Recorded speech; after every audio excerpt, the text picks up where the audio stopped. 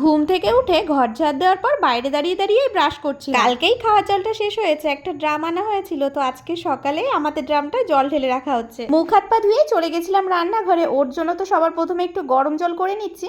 আর জানো তো আজকে ঘুম থেকে ওঠার পরই মনে মনে ঠিক করে নিয়েছি সকালে একটু পরোটা আর সাদা আলুর তরকারি করবো। তবে দেখছি ঘরে কোনো সবজি নেই। কাল রাতে আসার সময় ও আবার আলু, কাঁচা লঙ্কা আর একটু আদা এনেছিল। আগের দিন তো খিচুড়ি রান্না করেছিলাম, তবে কিছুটা বেঁচেছিল। সকালে উঠে দেখছি ওটুকু খারাপ হয়ে গেছে। এই যে কালকে মাছগুলো ভেজে রেখেছি, এই জলের উপরে বাটি দিয়ে এইভাবেই রাখি। ওর জন্য যে গরম জলটা বসিয়েছিলাম সেটা তো হয়ে গেছে, এর মধ্যে আমি আবার একটা ডিম সিদ্ধ বসিয়েছি। আজকে আর বসে খাওয়ার সময় পাইনি, বাদামগুলো এখানে দাঁড়িয়ে দাঁড়িয়েই খাচ্ছিলাম। সকালের খাবার যেহেতু বানাতে হবে তাই ঝটপট করেই বানাতে হবে, ও আবার তাড়াতাড়ি ডিউটিতে বেরোবে। আমার লুচি বা পরোটা যে কোনো কিছুই বলো, ওর সাথে কিন্তু সাদা আলুর তরকারিটাই বেশি ভালো লাগে। আলু কাটার পর ময়দাটাও মেখে নিচ্ছি, এরই ফাঁকে আবার একটা কলা খেয়ে নিয়েছি, কারণ সকাল হলে খিদে পেয়ে যায়। ভাবছি তরকারিটা বসানোর আগে না কালকে মাছগুলো একটু ভেজে রাখবো, কারণ রান্না করতে যেহেতু একটু দেরিই হবে, তাই সবার প্রথমে মাছগুলো আগে ভেজে রেখেছি, তারপরে আলুর তরকারিটা বসিয়ে দিলাম। আলুর তরকারিটা হয়ে গেলেই ঝটপট করে পরোটাটাও বানিয়ে নেব। আমার এই তিনকোনা পরোটাগুলো না বেশ ভালোই হয়, খুব সুন্দর নরম থাকে, আর ভাজার সময় না কি সুন্দর ফোলে। আজকে আমি একদম কম তেল দিয়ে পরোটাগুলো ভেজেছি।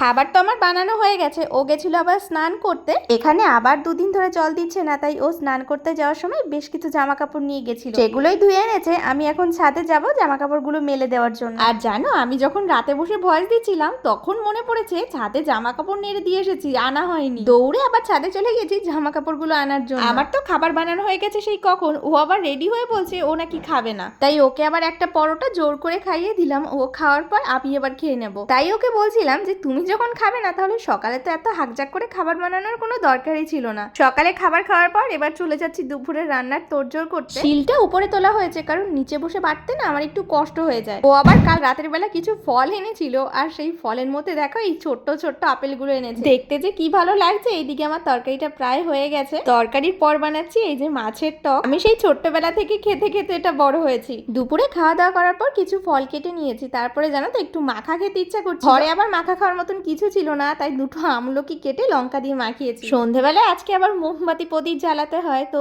আবার এক প্যাকেট মোমবাতি এনেছিল। হাত মুখ ধোয়ার পর ঘরের চারিদিকে দেখো মোমবাতিগুলো সব লাগিয়ে দিয়েছে। মোমবাতি প্রদীপ জ্বালানোর পর ঘরের চারিদিকটা যে কি ভালো লাগে দেখতে। এইগুলো তো কিছুক্ষণের জন্য থাকে, তারপরে লিভে গিয়ে আবার অন্ধকার।